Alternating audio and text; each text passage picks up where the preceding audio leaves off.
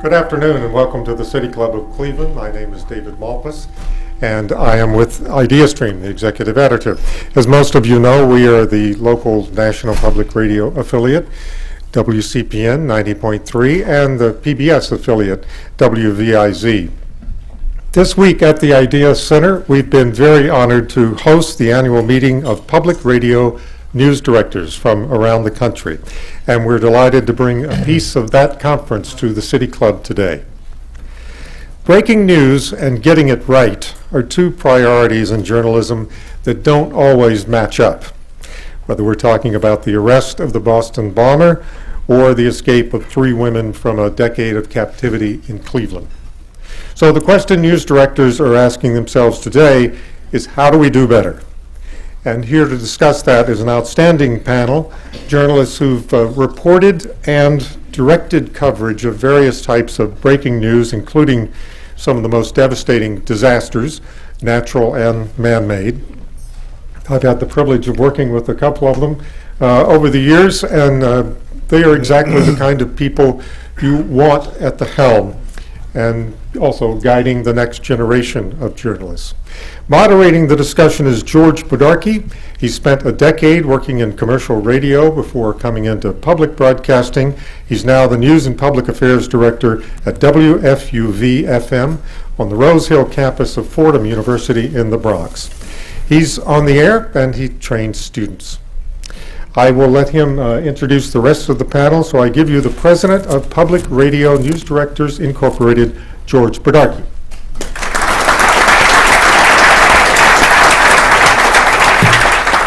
Thank you so much. The fact of the matter is the title of this panel is Breaking News and Getting It Right, and it is so true that we often don't get it right for a variety of reasons. After the Boston Marathon bombings, CNN wrongly reported that an arrest had been made in December of 2012 after the horrific shootings in Newtown, Connecticut. Many news outlets wrongly reported the shooter as Adam Lanza's brother. That turned out not to be the case.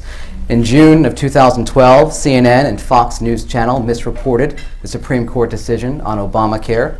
In January 2011, NPR reported that Congresswoman Gabrielle Giffords was dead after being shot when in fact she was still in surgery. And way back in 1981, news networks reported that President Reagan's spokesperson, James Brady, was dead after being hit by one of John Hinckley's bullets. He is still alive today, and if you want to send him a birthday card, his birthday is in August. These are just a few examples of reporting errors, but the list of incorrect media stories could include hundreds of others, as we all know. So the question is, why do these mistakes happen, and what can news outlets do to avoid errors when reporting breaking news situations? We hope to get a better handle of that with our panel today. Steve Drummond, who's right there in the middle, is the senior national editor for NPR News. He oversees the network's national news coverage and a team of more than 70 reporters, producers, and editors in Washington and NPR's domestic bureaus, including coverage of business and economics, national security, and the arts. Steve's work at NPR has been honored with many of journalism's highest awards, including 2 Peabody Awards. He was part of the team of reporters and editors in NPR's critically acclaimed coverage of the 9/11 attacks, Hurricane Katrina and its aftermath, and the historic 2008 election. Right to my right here is Tom Melville. He is the news director at WBUR in Boston. As we all know, was very much in the thick of breaking news recently with the Boston Marathon bombings. Tom joined WBUR as executive editor of content in 2011 and was promoted to news director in 2013. Congratulations. Previously, he was news director at the nation's largest regional news channel, New England Cable News, NECN. In that role, he was the network's senior news and programming executive, leading NECN to the highest ratings in history. And on the far right here, John Dingus, who is in charge of the radio curriculum at Columbia University's Graduate School of Journalism, a curriculum he revamped to emphasize public radio journalism. John began his career as a reporter and copy editor for the Des Moines Register and Tribune. He was a freelance correspondent in Latin America for many years, writing for Time, The Washington Post, ABC News, ABC Radio, the Miami Herald, and other news organizations. On his return to the United States, he worked as assistant editor on the foreign desk at the Washington Post. He joined National Public Radio as it was building up its foreign coverage and serving as deputy foreign editor and managing editor for news. Thank you all for being here this afternoon. It appears almost everything is breaking news these days. I can't tell you how many times my phone alerts me throughout the day with what is considered breaking news, including the winner of a basketball game, as in last night. My first question to you is, how do you define breaking news? And Steve, let me throw that at you first. I think there's a couple of different ways, and I think there's a couple of different places in which we can define breaking news, in which we can strive for it. I think many of the examples you talked about up front, George, were one certain kind of breaking news. This sort of 3 TVs on the wall, which one has it 12 seconds before the other one. I think of election night coverage a lot in that regard, and that is a form of breaking news, and it's an important one, and we all want to be aggressive and want to be fast. I think many of us in public radio aren't sure that's exactly, I mean, the examples you cited are one of the reasons. I think so much of what we want to do is to get it right and not be 12. I think the game that television plays for very extreme competitive reasons is not something that is our listeners are really expecting of us to note that they heard this or that fact a few seconds on our air before they saw it on their TV screens or whatever. It doesn't mean we don't want to push really, really hard, or when TV does have something, we're pushing really hard to confirm it, but I think the goal is to get it right. But it's funny, and that is a form of breaking news, but really, I tend to think of it more in the way of breaking news that I did as a beat reporter, as a newspaper person, or more traditionally, which is to find out stuff that isn't known out in the public and tell the public about it. And investigative reporting, enterprise reporting, those kind of things. And again, traditionally, in my time at NPR, I've seen it go from a news organization that didn't do a lot of that work to a place where we now have an investigative team. It's been super pleasurable. We have the historic example of Nina Totenberg and Clarence Thomas, but we did a lot of enterprise and reporting work from one of our correspondents, Danny Zwerdling, on the Fort Hood shootings and finding out the background and the troubled past of the accused there. And to me, that's really the field in which I prefer to play. And kind of a more important notion of breaking news is not this race to be a few seconds ahead, but really to find out stories, to hold public officials accountable, to reveal things that aren't known. And I think that when I think of breaking a story, I tend to think in that context. Tom, what do you think about when news breaks, quote unquote, in Boston, WBUR? How do you handle that, and what are your categories for defining it? Is it unscheduled? Did we not expect it? Is it changing? Is it developing? When do we jump in? We jump in when we make an assessment that it's of value to our audience. And some of them are obvious and smack you in the face. The bombings happen. I have to jump in here right at the beginning and say that CNN was not alone in reporting that an arrest had been made 2 days before an arrest was actually made. My news organization also reported that. And I got on the air and said it as soon as we realized we were wrong. Now, at what point did you decide to report that? We had a terrific reporter who had 4 sources, and I assume that our sources were the same sources as CNN and I think the Globe, the Boston Globe, and one other the AP. We had a terrific reporter who had 4 wonderful sources, and they didn't have their story straight. And we've learned a lot of lessons from it. We've done a lot of soul searching. We've had meetings and discussions, and I was proud of our coverage over the course of a week, but that was our low point. And just to keep going on that for a second, I mean, one of the valuable things is not just who are your sources and what are they telling you, but how do your sources know? And how far removed from the actual event are your sources? And you can have the best sources in the world, and I had tremendous confidence in my reporter and in the sources he had, but the sources weren't close enough to the story, and that's how we got the story wrong. It was a day, you talk about breaking news. So this was not just a breaking news event, this was a public safety event. The bombings happened, and we didn't know who these bombers were, where they were, whether they had other plans, were there other bombs that were going to go off.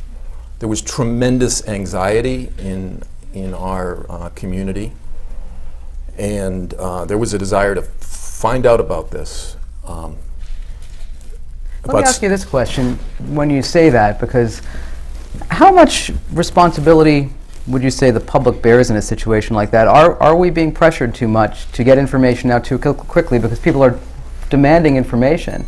They want it quickly, they want analysis quickly, they want to know. Do you feel that pressure? I don't think the public is to blame for that at all. I think it's us. Even though in our heads we know there's nothing wrong with being 15 minutes late to a piece of information most of the time, if you get it right.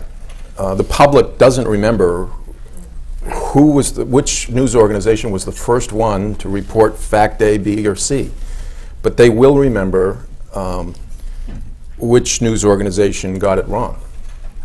So I think the pressure is, there's so many outlets, so many platforms, so many organizations. There's pressure that we put on ourselves that we don't need to feel. I mean, if I had to do that day, that afternoon over again, I'd just say, okay, let's calm down.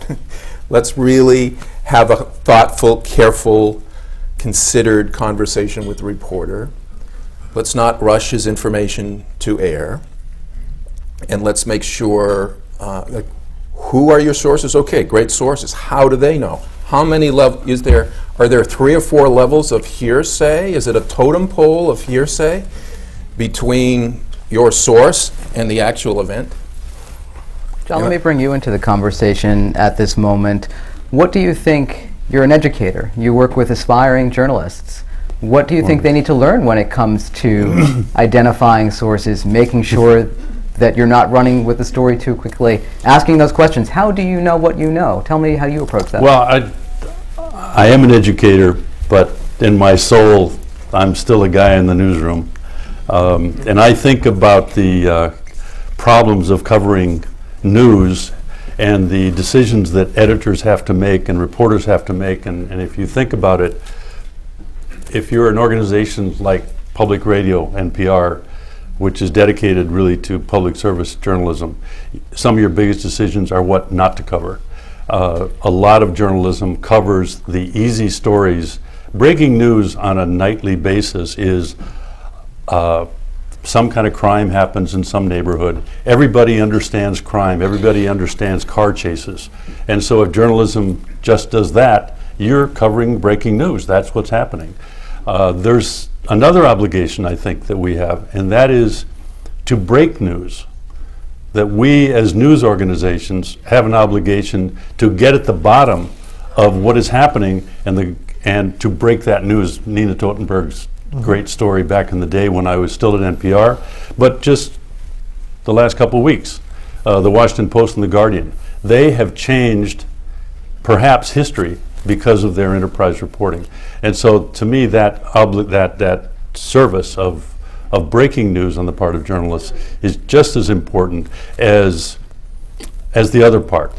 We talked this morning in a panel on the trauma, the Newtown shootings, and thankfully those are the exception. Those are not our everyday duties. And when they happen, a whole new set of standards gets rolled out. You have to be, if you're careful every day, you have to be 10 times more careful when you're dealing with kids and tragedies. But on the everyday basis, and Steve, I know you do this all the time now, how do you decide we're going to cover that, we're going to be all over that story, and how are you going to decide, no, let's just stick with what's important and decide what's important and elucidate that for our listeners. I think that's the way I kind of approach this.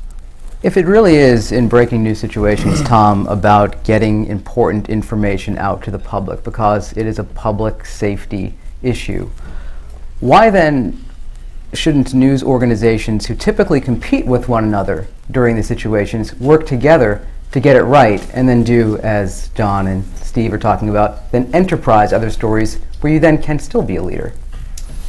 Well, I think we should. I think we should cooperate with each other. I think there are many stories, we're all on it. My personal philosophy as a journalist has always been to cooperate anytime that I can. As a reporter out on the street, I see someone going in a direction that I know is a dead end or grabbing at some information that's inaccurate. My impulse would be to say to that reporter, no. So I think that on a story like the bombings in Boston that we're all on, there ought to be cooperation. It's all right to cooperate.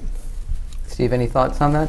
Well, I began my career as a police reporter, and I wanted the story, and I didn't want the other person to have it, and that's the nature of the job, and it's what makes it exciting and responsible, but also fun. But I also think we're in a completely new era of partnerships and collaboration. NPR has worked with the New York Times on stories involving the WikiLeaks cable. We saw the Guardian and the Post working together, or at least sort of along parallel paths, and there's been a lot of collaborations. We're reaching out and, and again, in the way the media landscape is changing, NPR and I'm sure WBUR and many news organizations are working across public radio stations, forming partnerships with their local newspapers, especially on the kind of enterprise and public service reporting that we've all agree is an important role to fill as budgets get tight and news organizations have cut back. I think they're doing a lot more and realizing that it really is a great opportunity, and that it's just it's sort of a bit of a responsibility, but also an opportunity.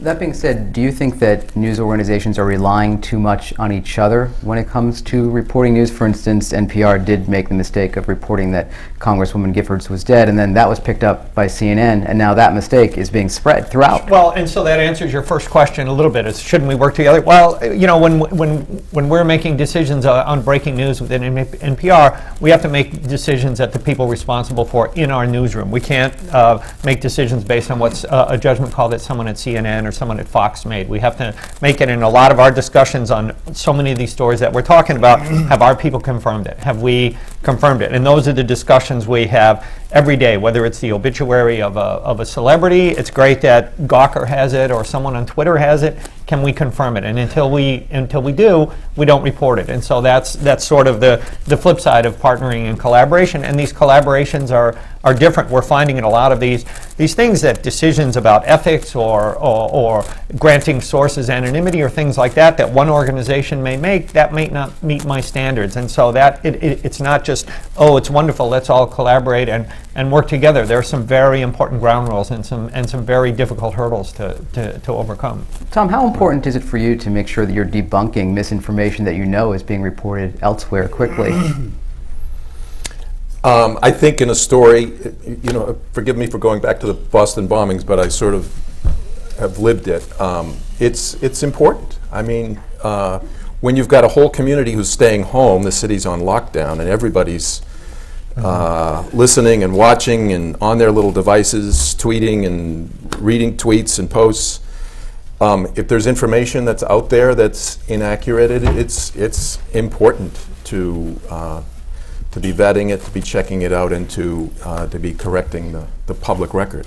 Go ahead, Steve. Could I just interrupt for a second? I had this lesson driven home to me in a way that I hadn't really understood before a few weeks ago with the Oklahoma and the tornadoes. And I think what a lot of us learned, or at least I've been away from the Midwest for some years, is how much the people in that part of the country rely on their local media outlets on a daily basis in the spring to tell them what's going on. And you realize that the meteorologist has a gigantically important role in these people and letting them know. And we had a lot of discussions in our room about how is it that in the normal onslaught all day long of breaking news this and important stuff that, and sort of the way that weather stations sort of become very enthusiastic about this or that storm, how is it? And it's clear that they do. I heard on our area a lot, people saying they had received a warning from their local radio station and they knew this was a big one, and they took that very seriously, and they took action on it. So that's the flip side of the need to get this information out fast. It was driven home to me how really important that is in people's lives there. How forgiving are audiences to mistakes, John, would you say?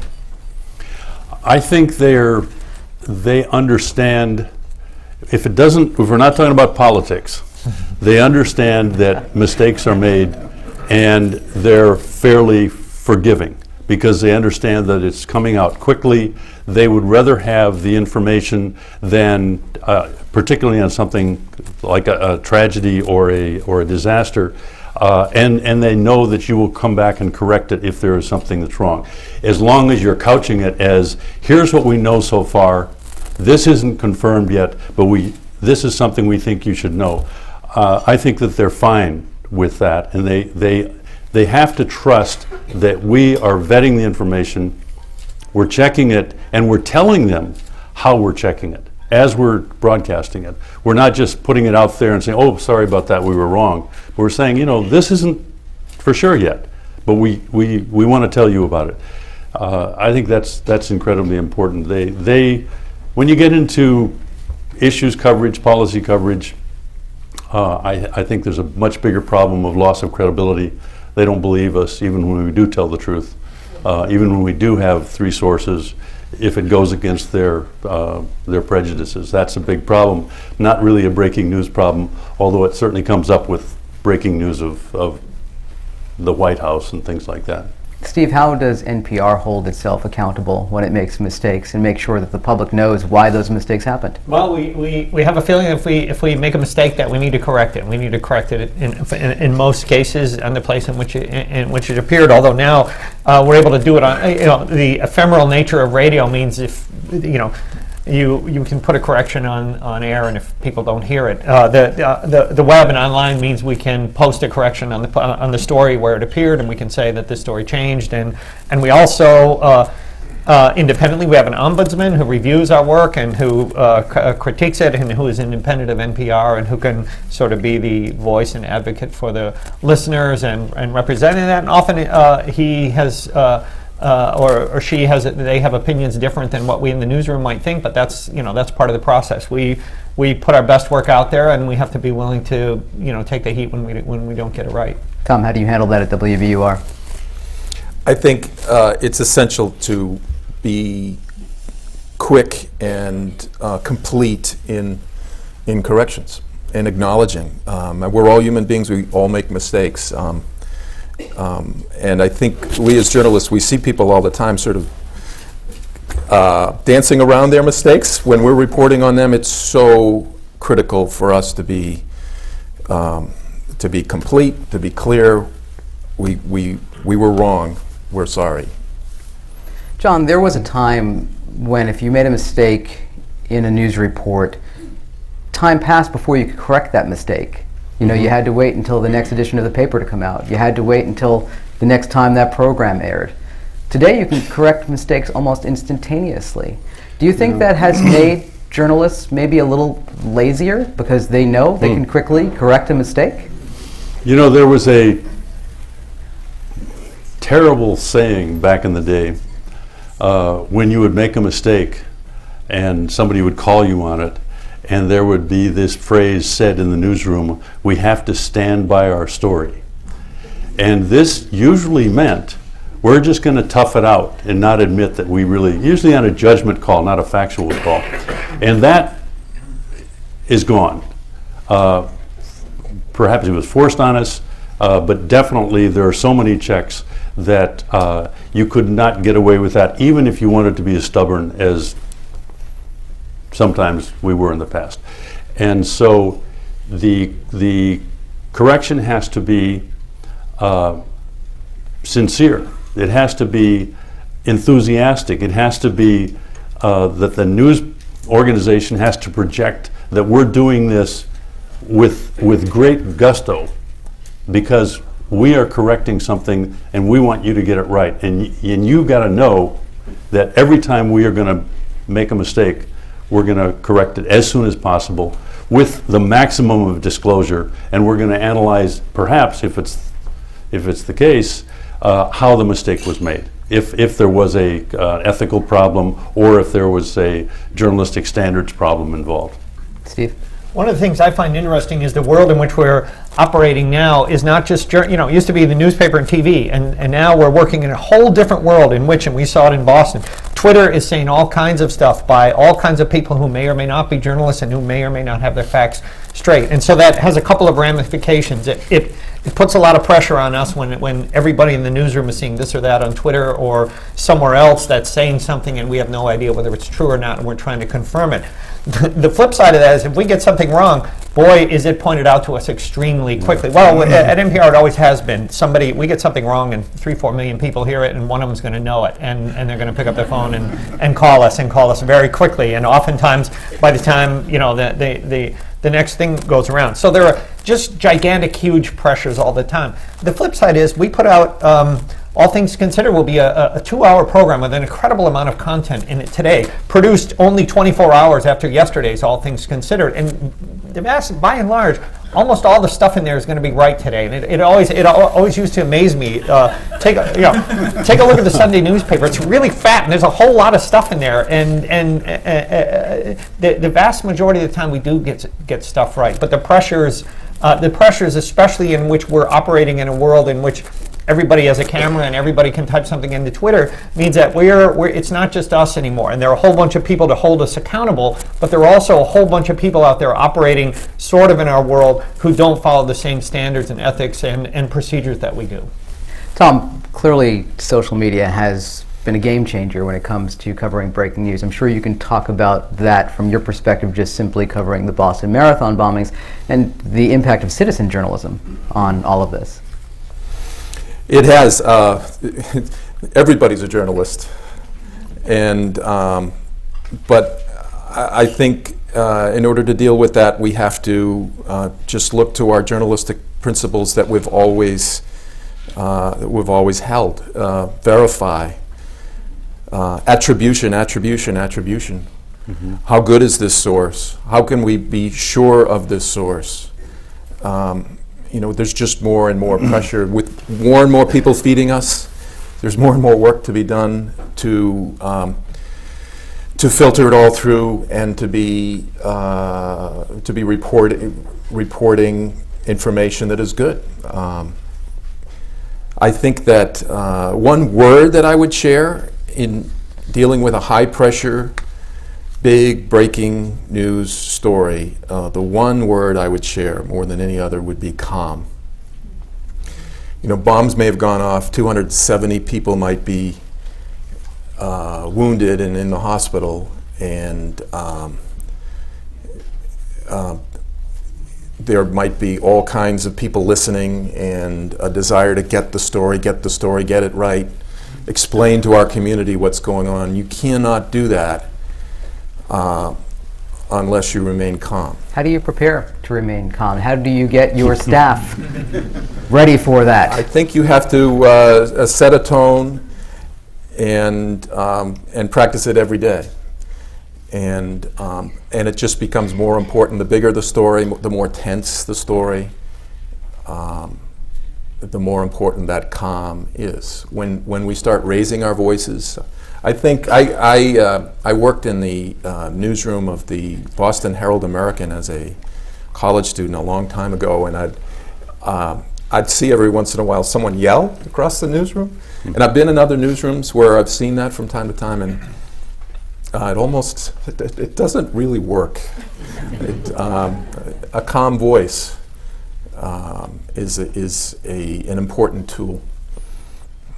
Steve, Yoga Wednesdays at NPR? That's right there. We do, and I think it's one of the role of news leaders in the newsroom, especially reporters are extremely close to the story. They are personally involved with the story emotionally for their own careers and for their own competitors and their editors. Their job is to back the reporters and to push really hard. I mean, again, it's a profession in which we strive to be aggressive, we strive to be fast, we strive to do all these things. And oftentimes there is a need in the newsroom for somebody up higher to say, whoa, wait a minute, hold on, let's slow down here. And especially, one of the things we all thrive on and enjoy is live radio is very exciting, and it's going on, and election night or whatever, let's get this out, and it's very exciting, and it's very much in the moment. And I think the role of news leadership is to be a little removed from the process. Say, wait a minute, let's all take 10 minutes, let's go in a room, let's talk this through, and maybe take it offline a little bit, and exactly as Tom said, let's calm this down a little bit, let's wait, let's make sure we're getting this right. And that balance is something that we, these last few months have saw half a a dozen stories in which we sort of had to strike that tension between, being live on the radio and backing off a little bit and trying to make sure that we're covering all the parts of the story that we should and that we're getting it right. John, I work a lot with young reporters. How do you communicate to a young reporter to, slow down, take a second, think about this for a minute? Because for a young reporter, it can be pretty crazy out there in a situation where a lot of information is coming all at once.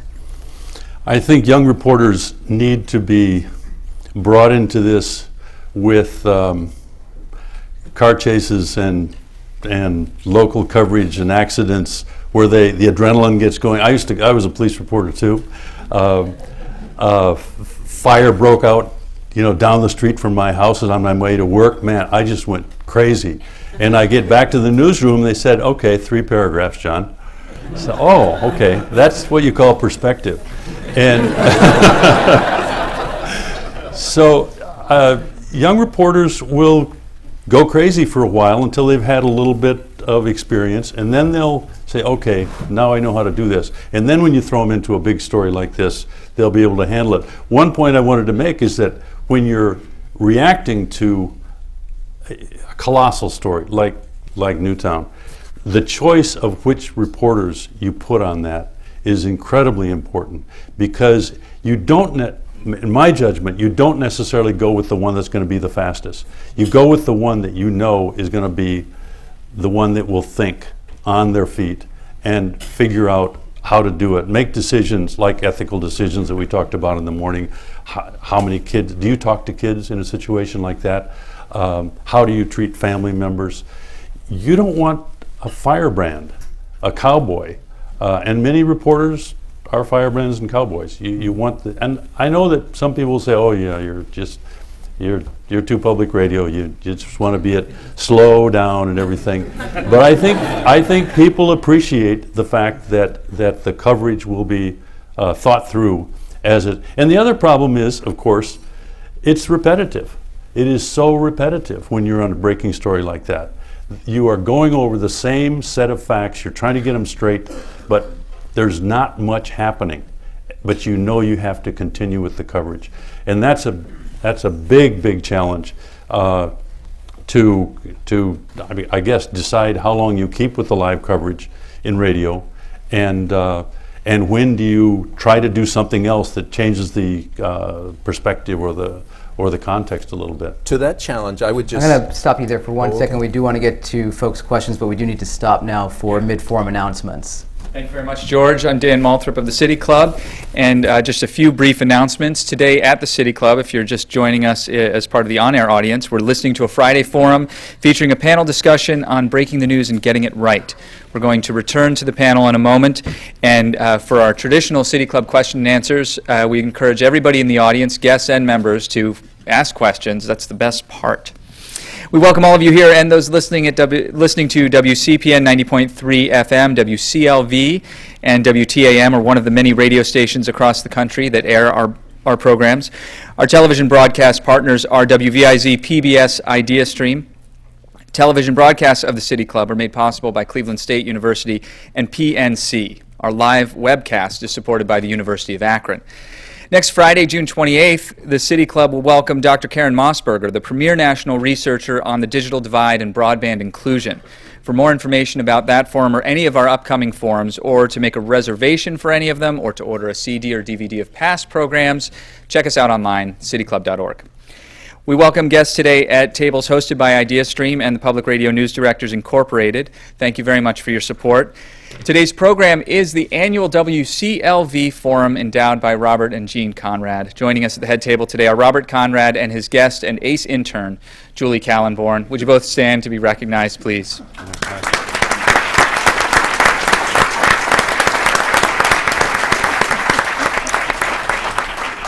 And now it's time for the traditional City Club question and answers. We welcome questions from everyone, as I said, including guests. Holding our microphones today are City Club Development Associate Michael Cromaldi and Program Director Carrie Miller. Our first question. Mr. Dingus, my question goes back in history a little bit, if I might, and it has to. You're a professor at Columbia University. My question is, a tiny bit off subject, but what effect, if any, did the presidency of Dwight Eisenhower at Columbia have on the university? There's breaking news.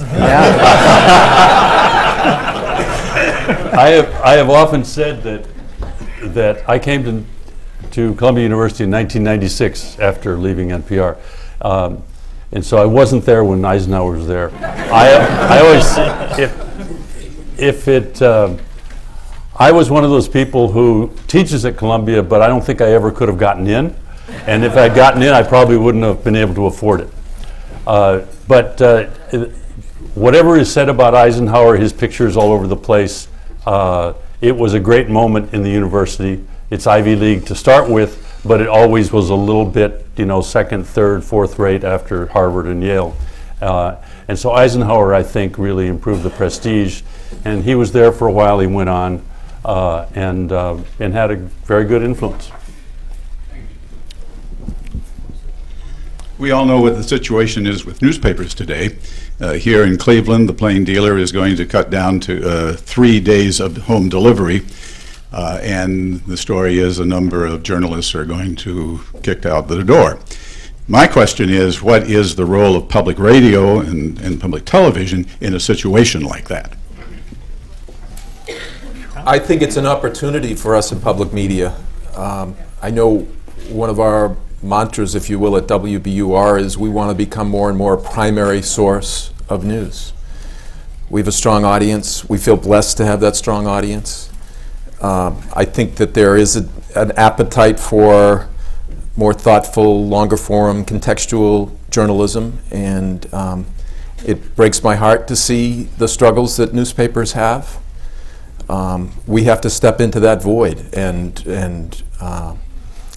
try to provide what the newspaper in our community always provided. We're still blessed in Boston with 2 daily newspapers, and which is a rare thing in a major metropolitan area, but both of them have faced their struggles. I think we need to just work hard on our journalism and step into the void. How are you going to pay for it? We have lots of, we get on the air and ask for money, and are so grateful every day that folks are willing to write us checks.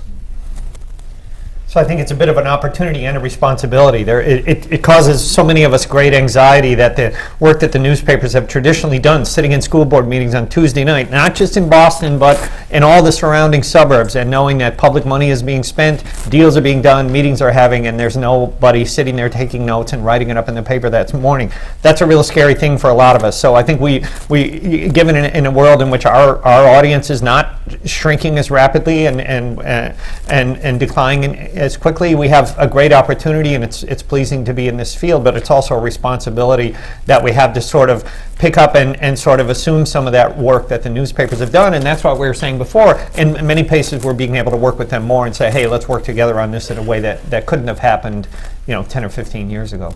That being said, in talking about funding, as we know, there are many public radio newsrooms that are stretched as thin as they possibly can get as far as finances and resources. So what advice would you have to offer there in terms of A, funding, and B, to pick up the slack where there are newspapers folding, but yet this responsibility is still so enormous to serve your communities?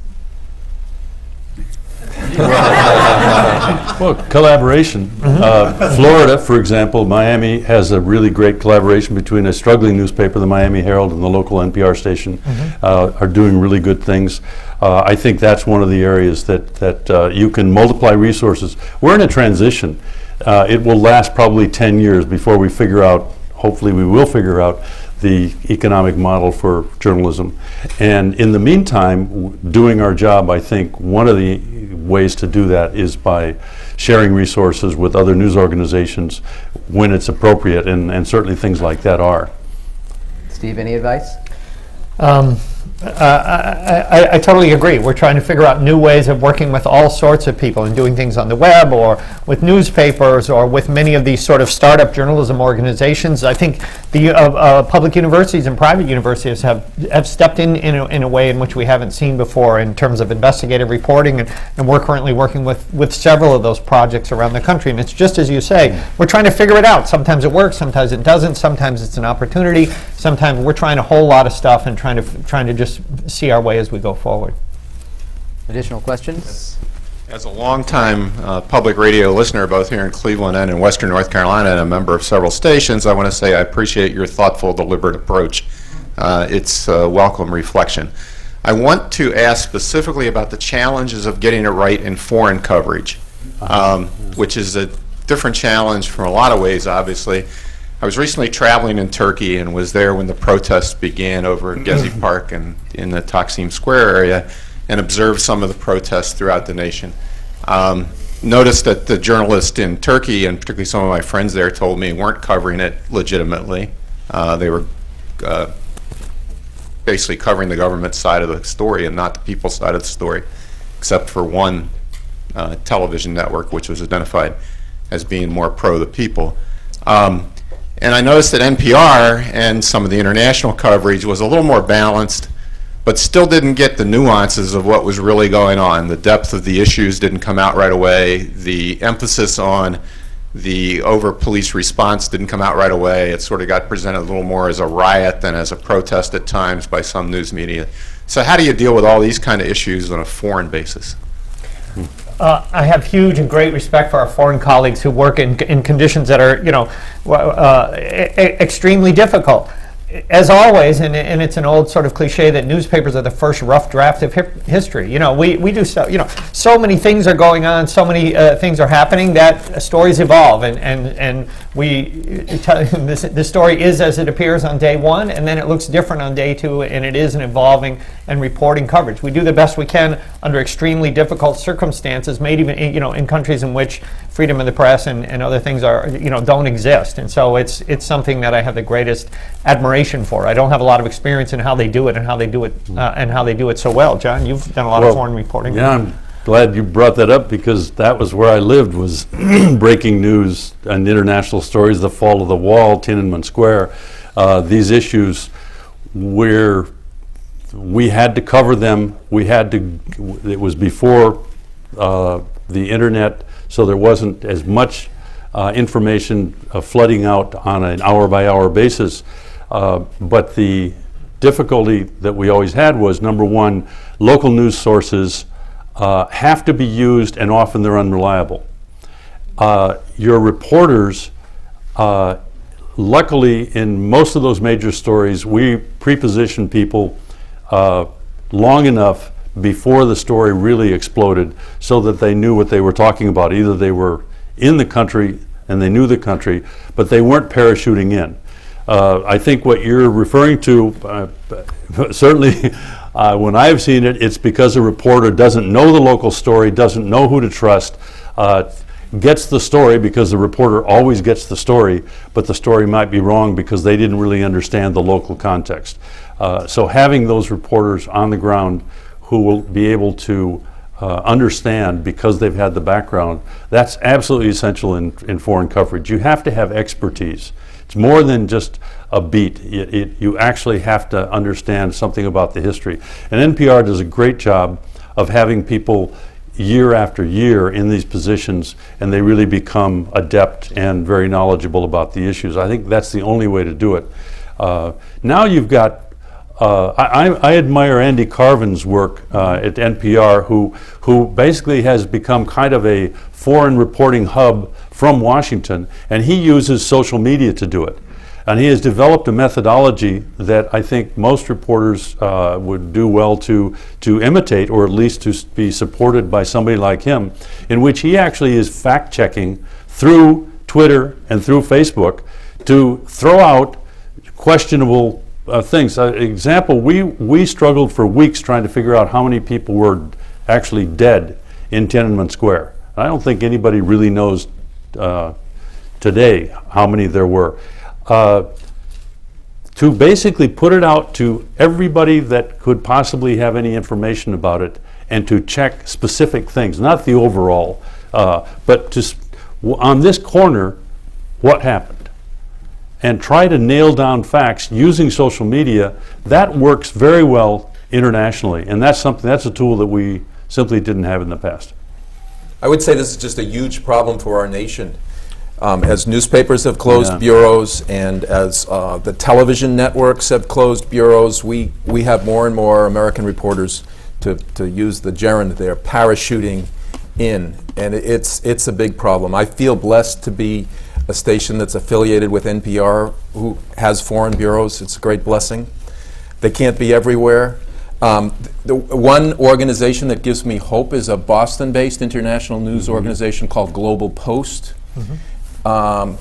which has hired and given little slices of ownership to freelancers all over the world, and it's an internet site. They don't have a transmitter, they don't have printing presses. It's a less expensive model, and they have reporters all over the world. We have to innovate, I think, to figure out a way so that we're not parachuting reporters in. It's a problem for our country, as for us citizens trying to figure out what our foreign policy should be, relying on reporters who've just flown in and grab a story. That raises a question for me, even on a local level. How do you make sure that your reporters know the neighborhoods and the immigrant communities as well as they should when they have to parachute in and cover these issues? We're fortunate that most of the stories we cover, one of your member stations, one of your PRNDI members is there to tell us and help us and work with us very closely. The Oklahoma story was a really, really good example where we had experienced people on the ground. We also sent in our own people, and again, often working sort of with different agendas to give the news to the local audience in the way that they need it versus the need to tell a national story. And when we work really, really well is when we work together and do that together. But it's the same question. Oftentimes on the ground are all kinds of people who think they saw something or are reporting things on Twitter or social media. As with Andy and his projects, you're working on two paths, trying to put that word out and gather information as much as you can, but also to synthesize it and report it for a national audience. I want to thank the City Club of Cleveland for having us come here. It's really been a delight. Mr. Melville at one point said everybody is a journalist these days. I don't know if he really meant it. I would argue that people who use Twitter and Facebook and that kind of thing may get to the story before we do. But I think the reason that we're actually paid money to do what we do is because people know us and people trust us, and that's what we have to maintain. By fact-checking, for instance. And speaking of fact-checking, there's been a lot of talk during this conversation about correcting, what we do to correct. And I am wondering, how do you correct? Do you draw attention to it? Do you go to your audience and say, okay, guys, we got this wrong? Or do you just go to your web story and make the correction and keep it quiet? And does it... And I don't mean that in a bad way, keeping it quiet, just not drawing attention to it. Does it depend on how serious a mistake it was? Well, this one I just dealt with. It didn't take us long to figure out that the information wasn't accurate. I got on the phone and did some reporting of my own and spoke to some folks, and then I just got on the radio. It happened very quickly, and I had a full conversation with our host and said we were wrong. I think you, again, it's just be open, be honest, be clear, and explain what you did. And I don't think it should be hidden. I don't like the little, we don't have the equivalent on the radio of a little corrections box. But there's another part of that spectrum where you don't necessarily have to call attention to it. You get somebody's middle name wrong. Happened to me. It's happened to everybody. That's not that. It's important to that person. You can put that at the end of your story on the internet. Put the correction and correct it, of course, in the body of the story, and say an earlier version had it wrong. That's sufficient. And I think there's a lot of examples where you can do that. And that way you'll do many very fine-tuned corrections. And then when the big one comes, when the big mistake comes that has, where we all have a stake in it, you call attention to it and do it, as I said before, with gusto.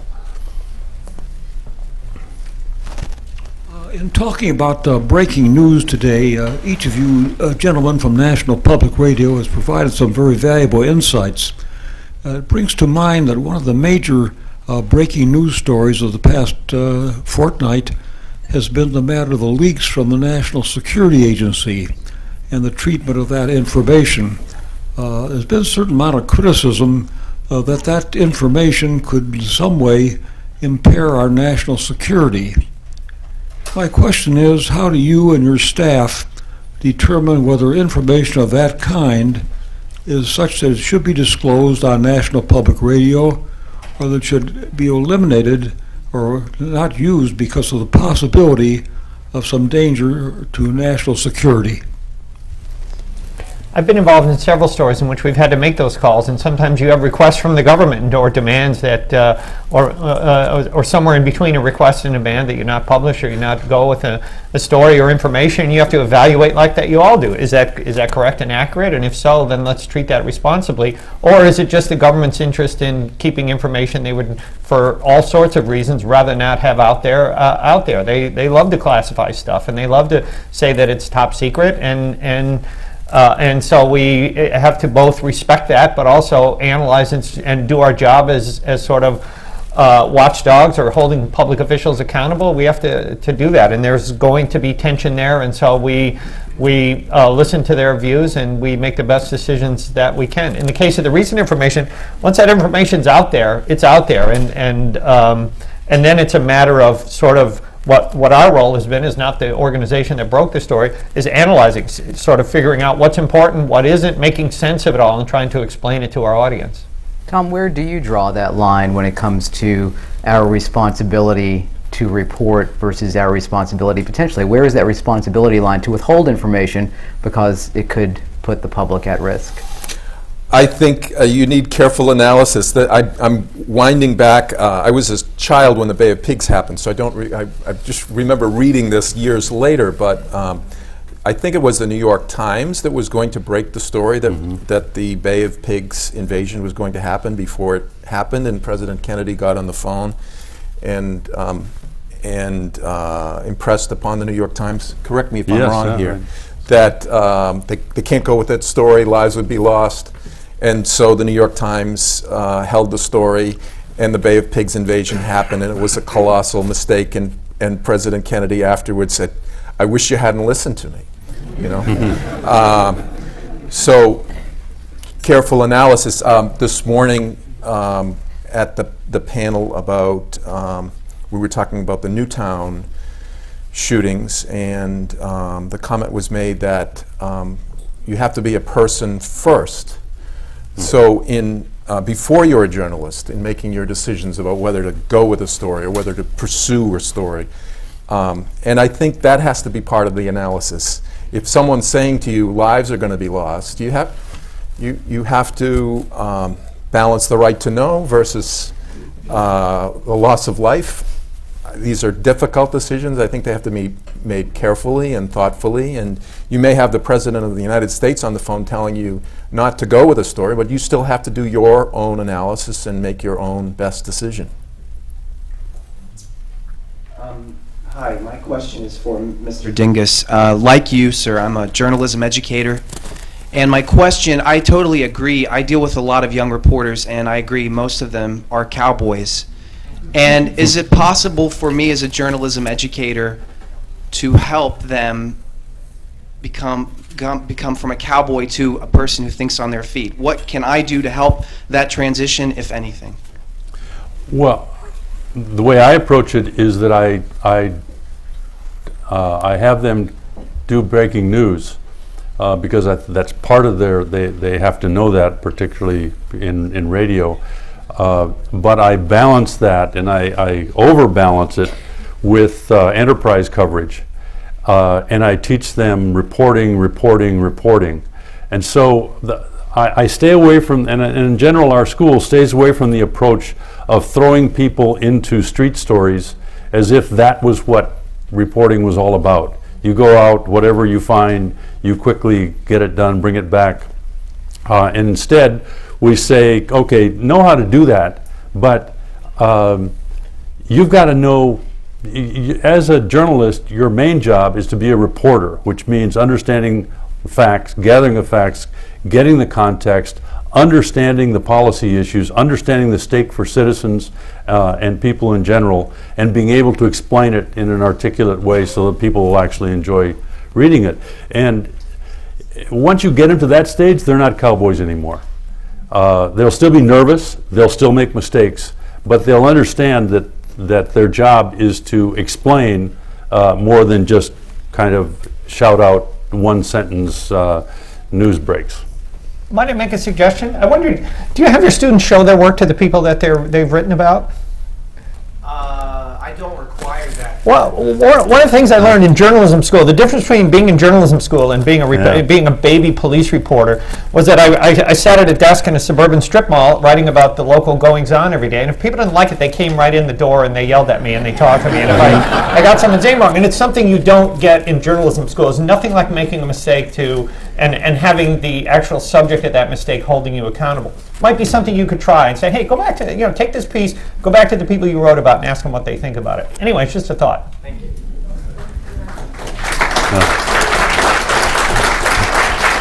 We're very quickly running out of time here, so why don't I just ask you for any final thoughts? We'll run down the line here. So, John, any final thoughts from you? NPR is a specialist in analysis and explaining to the public what are the most important stories, putting them in order of importance so that you can trust that what NPR decides to put on the air and the public radio system decides to put on the air, that there's a good argument that that's important. So when breaking news is covered, it's not just random breaking news, it's news that really is important to society. And I think getting that balance right is what editors and reporters are all about. Steve? I guess, George, I've been sitting here thinking a lot about stories I've covered and realizing that breaking news is a messy business. I worked, as some of my colleagues here in the room did, on the coverage of Hurricane Katrina and the aftermath. Officials say stuff, people in neighborhoods say stuff, but at that time, and you can report that, and you can quote them accurately at what they said, and that's not making a mistake, but the deeper question is whether what they said was right. I can think only of the many, many people in New Orleans who could tell you they heard the bombs that went off that destroyed the levees that would go, and there's always this balance, and it doesn't mean that officials don't get things wrong too. So it's only this understanding that there are many, many different versions, in the moment of what's going on, and I think that's what Tom and his staff were struggling with so much in the Boston stories, and we all were, of just trying to get it right. Steve Drummond, you are going to get the last word because we are out of time. Sorry, Tom Melville, thank you so much for being here, and John Dingus, thank you very much. Thank you.